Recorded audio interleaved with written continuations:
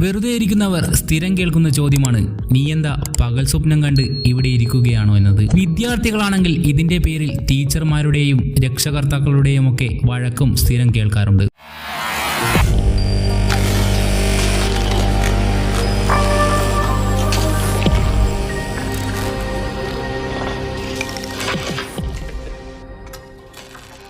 ഇതിനാൽ പകൽ സ്വപ്നം കാണുന്നത് എന്തോ മോശം കാര്യമാണെന്ന ചിന്ത നമ്മളിൽ പലരുടെയും ഉള്ളിലുണ്ട്. വെറുതെ സ്വപ്നം കണ്ടിരിക്കാതെ ചെയ്യാനുള്ള കാര്യങ്ങൾ ചെയ്യൂ എന്നതാകും കിട്ടുന്ന ഉപദേശം.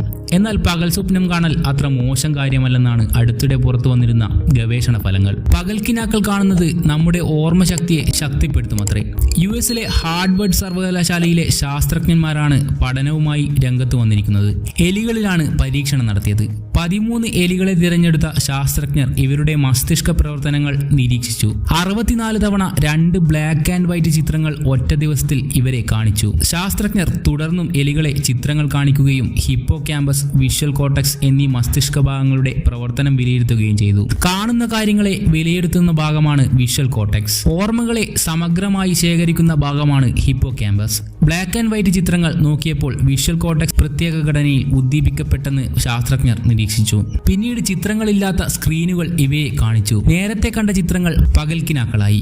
അപ്പോൾ എലികൾക്ക് അനുഭവവേദ്യമായി. അപ്പോൾ ഹിപ്പോകാമ്പസ് ഭാഗത്ത് പ്രവർത്തനം കൂടുന്നതായി തെളിഞ്ഞു. ഇതുവഴി പകൽക്കിനാക്കൾ കാണുന്നത് തലച്ചോറിന്റെ പ്രവർത്തനങ്ങളെ കൂട്ടുന്നെന്നും ഓർമ്മകളെ കൂടുതൽ സംഭരിക്കുന്നതായി തെളിഞ്ഞെന്നും ശാസ്ത്രജ്ഞർ പറയുന്നു.